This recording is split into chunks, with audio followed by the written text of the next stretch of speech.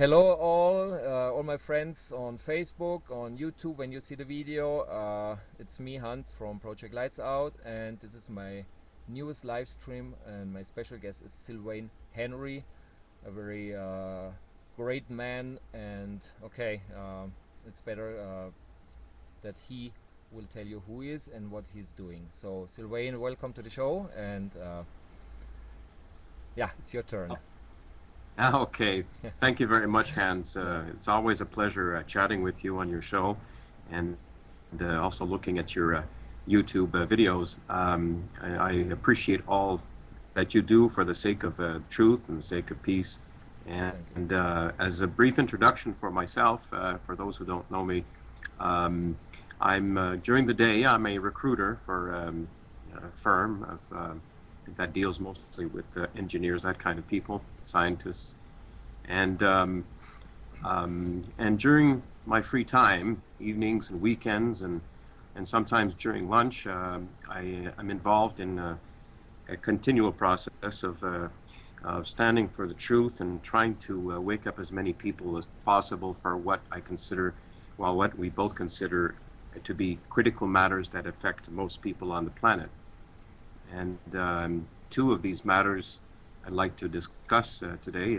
I don't know what your agenda is, but the two that I hold dear to my heart is the question of peace and also the truth about chemtrails.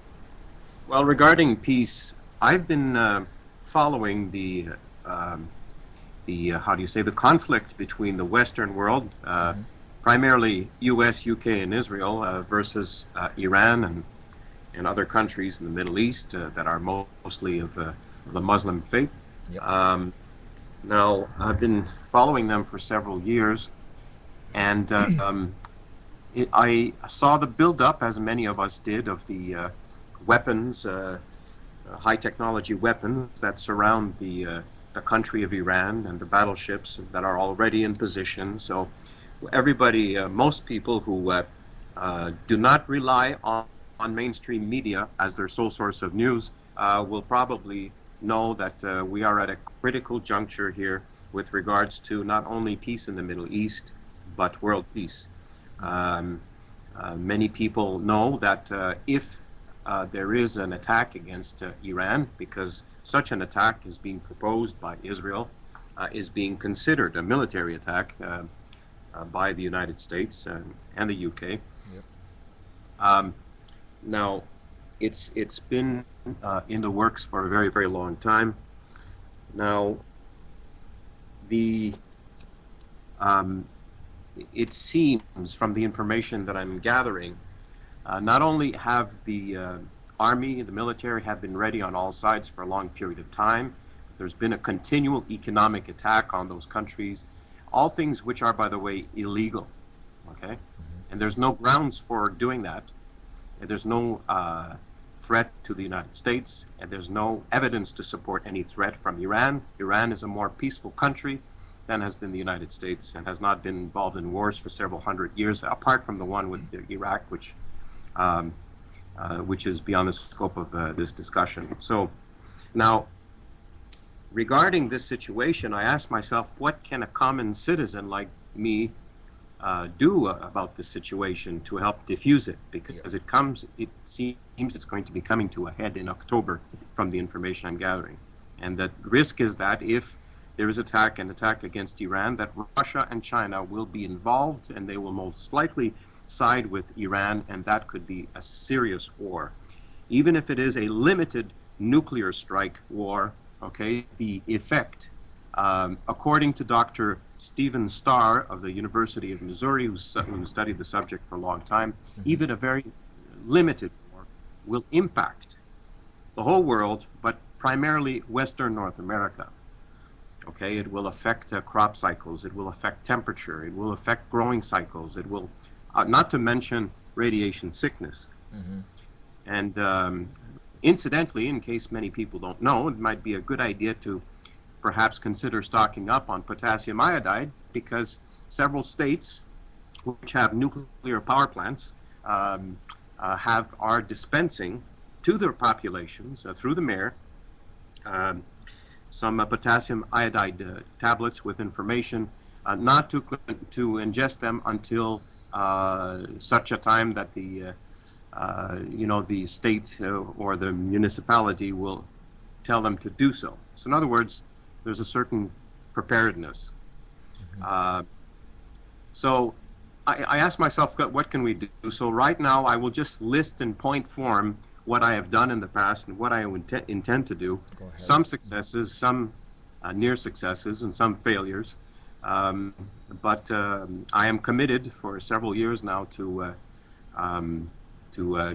make a difference with my friends. I can't do it alone. Okay.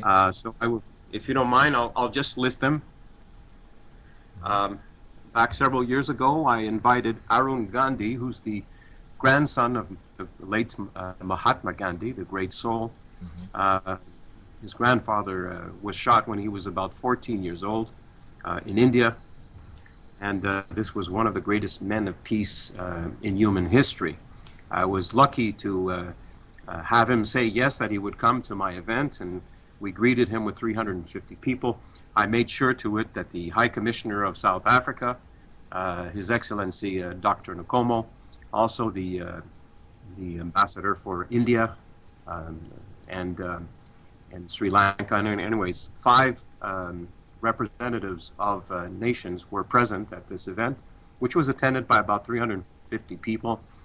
And incidentally, the mainstream media was invited. I was to this event. All the reporters and journalists of the 3 different media, the TV, radio, and newsprint, contacted me. They were all interested. Not one came. And I was warned by one of their editors-in-chief not to contact any of their journalists ever again.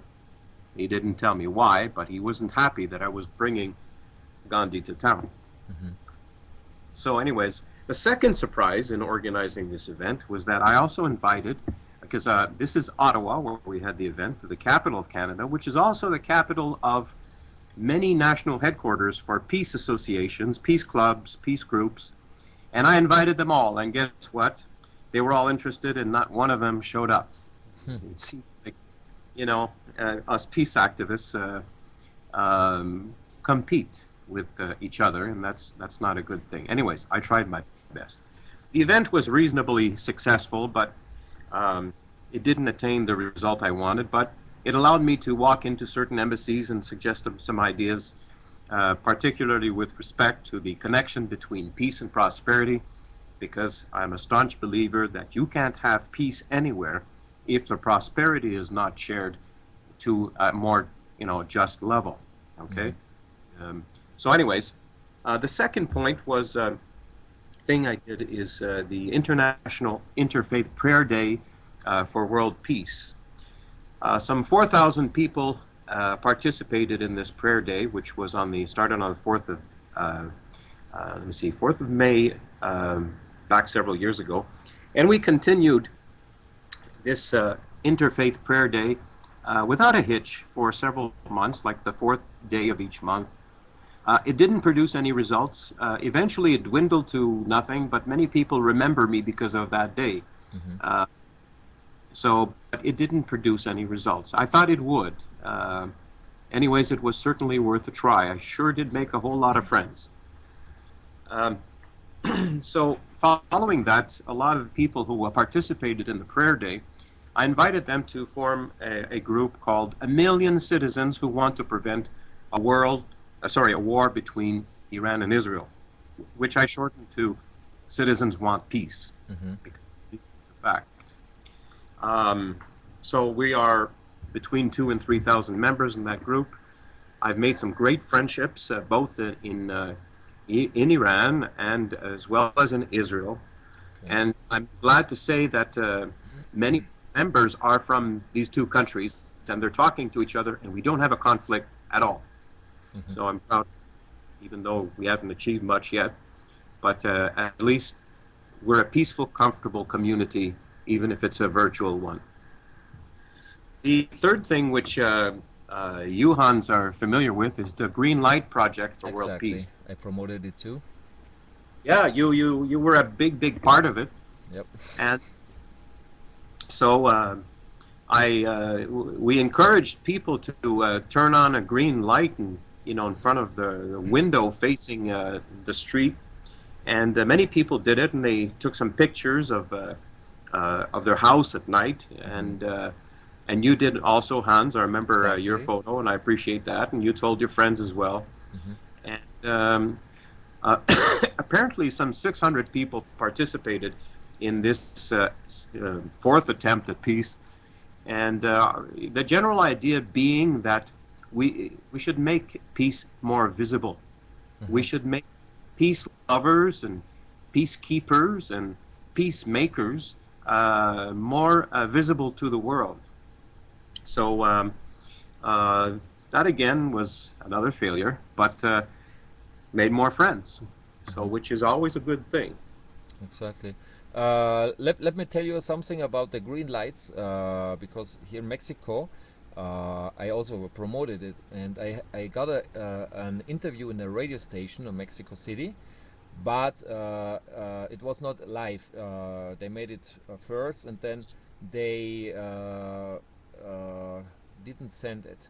I got a message from the girl who made the interview with me. Well, it was a guy, but the girl made the contact, and she even got fired, and the interview never was on air. So it seems they don't want, not even that we are talking about peace, because I thought radio, because it was not an internet radio station, it was a normal FM radio station, with a lot of people who are listening this, and so I thought with this I can reach a lot of people who are not familiar with all these issues. Sorry, and yeah, they cancelled everything, and so Mexico doesn't know, for example, about the green lights. Only the people who know me on Facebook, for example, or the YouTube channel when I uploaded the video which we made in the past. Do you remember? So Yeah. it's, I mean, only just a few people, maybe thousands, but we are millions who need peace. No, all the planet needs peace. In fact, so Yeah. it's like we are criticized, or how you say, censored from the mainstream media. So it's very difficult. I don't know in other countries, but here in Mexico, I also wrote to many reporters, TV stations, other radio stations, but I not even got an answer. I told them, look, I have this and this idea. Give me a chance to talk about it, or you can interview me, or whatever, and nothing. So it's very difficult, and I think the only way we can bring the words out is sharing. For example, this live stream, now it's live, but then I will upload it to YouTube, that you people please uh,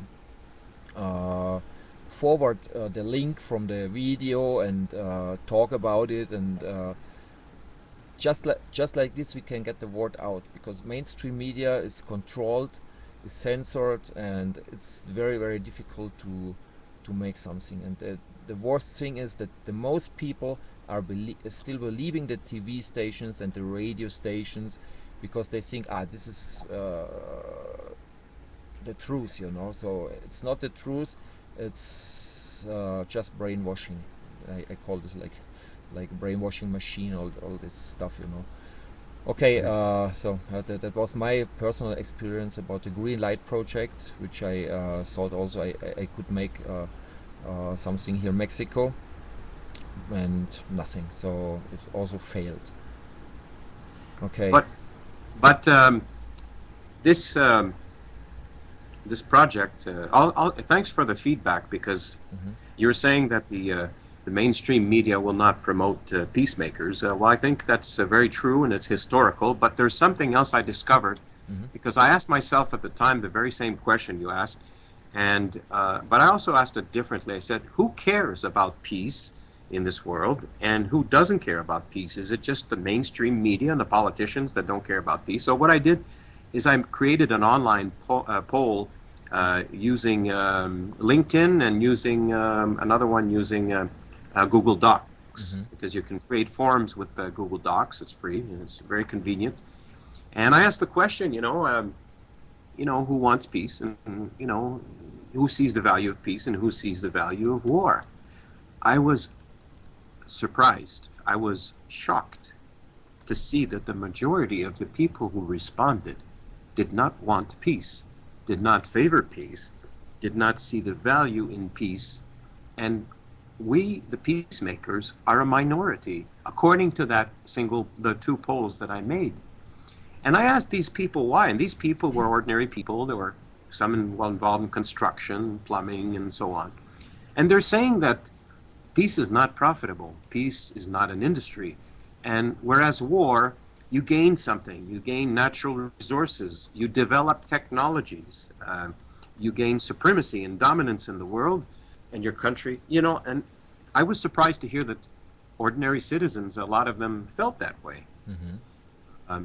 But they don't think of the consequences because, as in all wars, they think that they'll win, Mm-hmm. But even Hitler was unpleasantly surprised to see that he couldn't conquer Europe and make the New World Order of Europe. But thanks for your feedback, because I want to see, because our mission is not only to circumvent the mainstream media, but it's also to convince the citizens who are on the fence or who are not enlightened as to the risks that we have, that war is dangerous. But anyways, the vision of having green lights lit up in skyscrapers at night in cities, and so that people can see it from a commercial flight, mm-hmm. flying over a city, was not realized, but it was an idea. Mm-hmm. But regarding the Green Light Project, when I was 15, got the idea because I was on a Catholic retreat, mm-hmm. and my, my prize for being a good boy for the first week in this Catholic retreat, the priest told me, he said, you're free to go in the village and do whatever you want. And I was in a Scandinavian village, and they had a red light district. Uh-huh. That's the first place I went to see. I was okay. So curious. We don't have those districts here in Ottawa or, Gatineau. And so I went down, and they had these giant hearts that were lit up. There was a light inside of them, and they were red, hanging mm-hmm. over the streets. And so that was the red light district. And so that was a great tourist attraction there. And it's been for, I don't know how many years, but that red light district is still there today, and it's been there at least for 50 years. Uh-huh. So I just thought that maybe a green light district or a green light street could make the movement fun. You got to add the element of fun, Exactly. I always have my green light on at night, and my son doesn't like it because it doesn't give an awful lot of light, but I sure attract the neighbors' attention because they look up, and I don't have any crooks inside my apartment because everybody who walks by the street, drives by the street, sees this green light, and they say, what the heck's going on in there? Uh-huh. Anyways, so that's the Green Light Project. Yeah. And the next thing that we did is I created a website, citizenswantpeace.org. Okay. And it seems the only page people visit on my on my website. I'm not a great website designer, but I just had to have put something there so people can contact me. Mm-hmm. Was the page that talks about the 1001 peace actions. Actually, on the page, there are only about 504 peace actions. The other 500 I keep hidden because these are for the more serious people. Okay. The first 500 don't require any money or practically no money, and any citizen can do it. And those who are more interested and who've been through that, they can contact me for the other list. So that was the web page. The other thing is we tried to make a peace commercial, and I had an idea in my mind, a vision of how it would be involving children in Iran and children in Israel. Mm-hmm. I got the entire team ready to do this, all on a volunteer basis, of course, because I think I was homeless at the time. Now, thanks to God, I'm back in middle class again. Mm-hmm. And what happened was that we had a problem with Iran because, as you know, perhaps there's censorship of the internet more than we have here. well, there's censorship everywhere. And I respect, Continue. actually, I found an actress, an Iranian, beautiful Iranian actress to help us with the commercial. But as she got deeper into it, she got warned by whoever. You know, she has family there. And anyways, I didn't want to risk anybody because then our whole movement would perhaps die. But one good thing came of it. Even though we never made the commercial, even though it's still in script and storyboard, is that one of our friends, this person doesn't want to be named at this point because this person lives in a Muslim country, and but we were invited by a group of peacemakers from different nations in Asia. The meeting took place in Kuala Lumpur in Malaysia. And many of you will know Kuala Lumpur as the city that made a trial to find George Bush guilty of crimes against humanity. Now, this was an actual court case involving professional lawyers and judges. However, George Bush wasn't there to defend himself. They just went through the process. They went through the evidence, and anyways, they found him guilty, and that was the end of it. And then they made their information, their results available to the public. Well, in the very same city, there was a meeting of people from different Muslim Asian countries like Indonesia, Malaysia, and so on. I mean predominantly Muslim. And they got together to discuss peace because they're very concerned about what's happening in the Middle East. As many people know, that in the Middle East, Afghanistan, Pakistan, Iraq, and many of these countries are being invaded by us, you know, not us, but those who are supposed to represent us. And they're very concerned because they think they might even be next. So what happened, they contacted me through my friend over there, and because they found out about our group, Citizens Want Peace. And they invited us at this meeting, and this meeting was attended by government officials.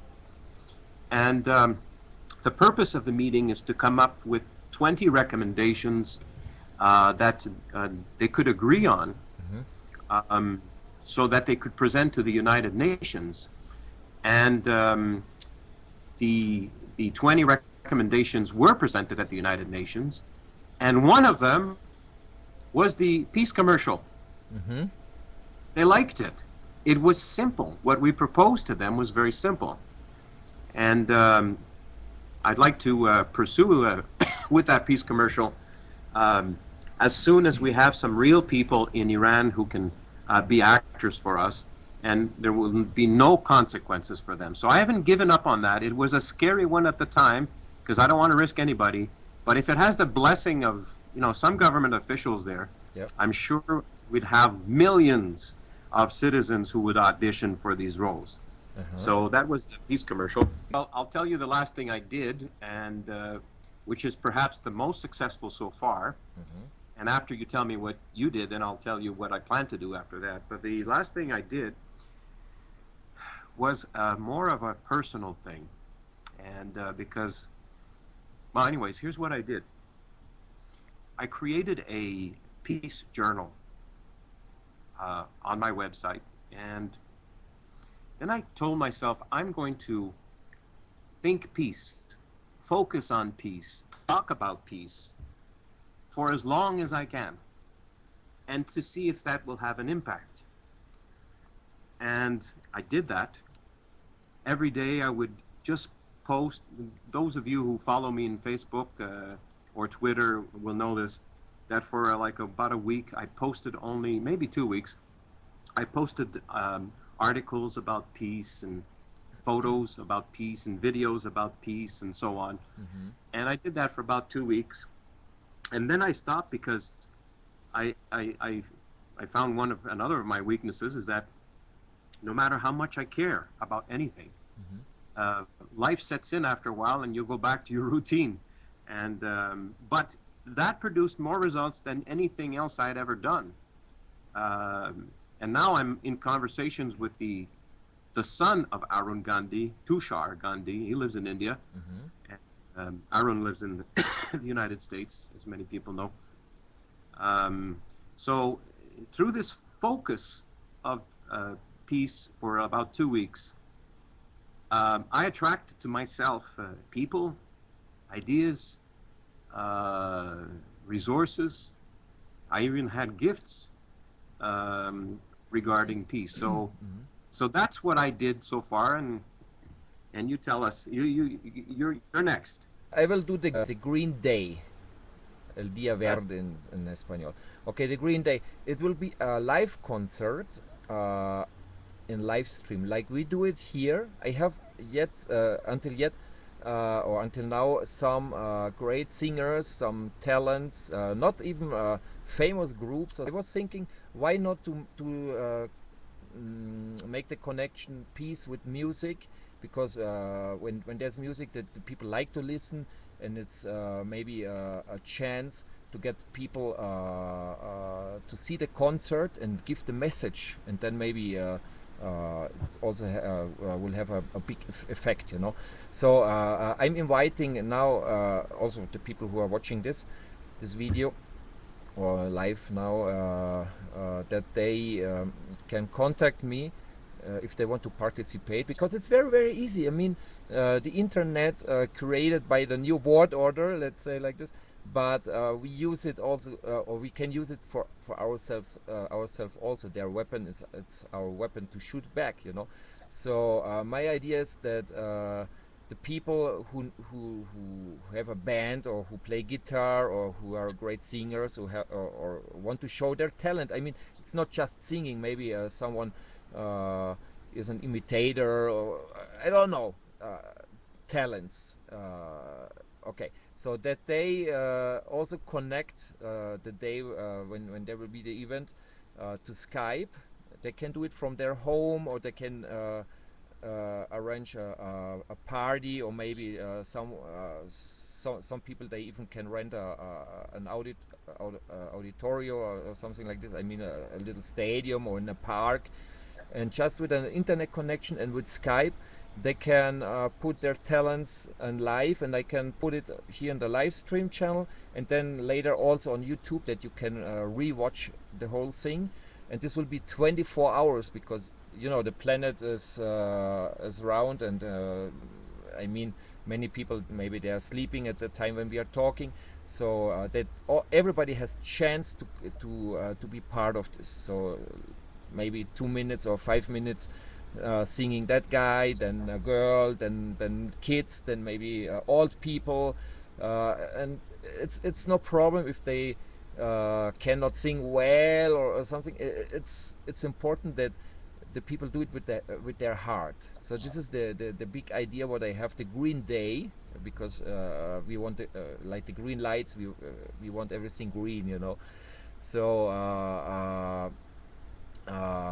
okay, the only thing is what I need now is to put the date. It will not be tomorrow, not even next week, because it will be a lot of arrangement to combine everything with the time, that there's not 1 hour without nothing. So that will be, I mean, I do this alone. I don't have an equipment here or a big office. I do this from my house, you know. So I hope also there will be some sponsors who wants to help, maybe with a better equipment, with a better internet connection, or whatever. That would be great. Or maybe a radio station that they can work with us together to bring that out. And when it's I mean, this is just an idea, but we can do it. The technology is there. We are talking now, you and me, and a million people can watch us. So I mean, it's possible. So why not do a live concert without paying tickets? It's completely free. I don't want that there are people gaining millions of dollars with that. I mean, it's just to get the message out that the people want peace, that the people want love and peace, you know. So this is my big idea. And maybe even when there are some managers outside and they like the music, maybe the people even will get a contract and will be better than Lady Gaga or Britney Spears or whatever. There are so many talents outside. I use a lot YouTube to watch videos, to to get information, and I found so great groups, and I wrote them, and they the most of them, they wrote me back and they say, yeah, great idea, I would like to participate. So I already I have like 12 people confirmed that they want to be part of this project, of this Green Day. So this is one idea I have, and I hope we can do it, you know. I don't know, do you like this idea? I think it's a wonderful idea, and I have two recommendations for it. The first is that for those who have a big public library, like we have here, we have several big ones. Sometimes they have auditoriums that they rent out for $30. Like the city of Ottawa, you can rent an auditorium for $30. Oh. It has 250 seats, it has a stage, and a, you know, you projector, like it's a cinema, it's a small cinema. Okay. So that's the first recommendation. But the second one I like even more, which would be more into the Green Day spirit, to make peace fun and useful. It would be the people of color in the United States. I forget the name for it. There's a catchy name for it.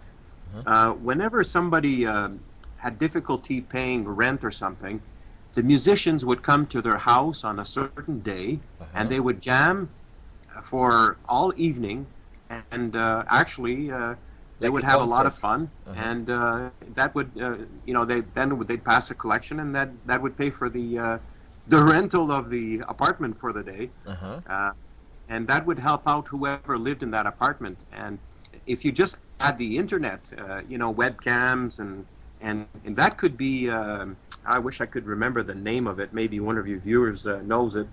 But that went on for decades in the United States. It was quite original and unique in the world, I think. So those are my thoughts on that. Yeah, but what I'm thinking would be also great that we are thinking to write a song together. I mean, maybe the people who will sing, they also can sing their own songs, but to put like a hymn, like a peace song, which like We Are the World, you know, with which was many years so famous, and everybody knew the song, you know. Maybe there are some good songwriters, some people who know a good melody, and put it together and to make a song that everybody also can sing that song. So yes, I mean, we can do a lot of things, and like you say, to rent a little cinema or something like this. It's also great because many people who are already famous in their country, in their city, or in their how you say, with their friends, and they can also come together and make it a little bit bigger, like a little concert. And whatever they do, it's their problem. I mean, if they charge for entrance, okay. I don't want to get sued. I mean, that's their problem. I mean, they can sell beers, they can sell, I don't know, hot dogs, palomitas, popcorn, or whatever. So I mean, we can make it like this. I put them just live, but they can make a party day in the place where they are playing, and after they were live, they can continue the concert, or also when they have a big screen, or how you say, a Canon, like the movie theater, that they can make a bigger picture of that event, to see what other people are playing in that moment, or something like this. So I mean, when this works out, we can really have a great 24-hour concert day, and enjoy it, and come together, everybody in peace, with cool music, and yeah, why not? Yeah. Oh, this might appeal to your younger audience, but many of the mainstream media, mainstream cinemas are available for rent by the public before the movies start. Like in the morning, nobody sees movies in the morning. Yeah, it's free. It's empty. So it's empty. Now the advantage is that most cinemas now don't have reel-to-reel projectors anymore. It's all digital. Okay. And what they do is they invite you to bring either like a Xbox 360 consoles or laptops, Yeah. and you could project it on the big screen. I mean, you can even go IMAX with this idea. Mm-hmm. And so you can fill the hall with 300, 400 people, and they have stages, a lot of them. Mm-hmm. And this could be a lot of fun. Rent the place for 4 hours and videotape the whole thing, Yeah, exactly. and have something for everybody. Exactly. And after this, when there are people, I mean, with the cell phone, they have cameras. They can make a little video and upload it to YouTube. So it's not just my video. Also the people who are participating on this event, they also can upload their versions of the concert, how they had the party and the great time and everything. No? So yeah, I mean, it was like an idea. Okay, it's not just an idea. I have like a little guide when I sleep, and I mean I meditate a lot, and I get all this what I'm doing from this side. It's very spiritual thing, but I like it. I like this, and so I say we have to do it. I have to talk about this, and I hope the people will accept this. I mean, they cannot lose. I mean, anyway, they will play with their friends, or will continue uploading their videos to YouTube. Why not do something for peace and do something together? So this is the Green Day project. You know, the Green Day. I will name it the Green Day. It's copyrighted. So yeah, I hope we can do it. Well, it's a good idea. Yep. And if anybody can make peace fun, it's you, Hans. And so I hope your Green Day works out. The last thing I had to say about peace is that now I mentioned what we've done briefly and over the last few years. And the next thing we're doing is we're writing together what I call is the last peace letter. Okay, let's talk about this. And it's a Google Doc, which anybody can edit. You don't have to sign in, or you don't have to be a part of Gmail. And so people, I give the link to the people, and the people are writing on it right now, and they're adding their ideas. And why I like this concept is that, and why do I call it the last peace letter? Because if we can make it good enough, perhaps people may want to use this for generations to come. And they won't need to make another one. They can just plagiarize this one with our blessing, you know. So I'm giving this approximately 3 weeks. Sorry, not 3 weeks. Yeah, 3 weeks for it to be finished and edited by people. And I'm very confident this will get somewhere because, because in the past, my experience with letters was that, for instance, you may remember that I did this Chemtrail email campaign to Mr. Harper. That was successful. We didn't have chemtrails in Canada for about 3.5 weeks. And perhaps because, well, number one, because he received thousands of emails from different Canadians and perhaps people not from Canada, but who will care about the chemtrails issue. All on the same day. And which was 2 years ago on Canada Day. So chemtrail activity stopped, and I thought it was stopped for good, but then they figured, oh, just a few thousand people and in a population of 35 million, what's that? You know, so since we weren't a drop in the bucket, probably they resumed their activity. But we're happy it had an effect. So also, I had an email campaign called A Family Physician for Every Citizen. That also had a successful effect because here in Canada, many people praise our medical system, but it's full of holes and the ship is sinking. And a lot of people actually die in waiting rooms at emergency wards inside hospitals. They actually die there, okay?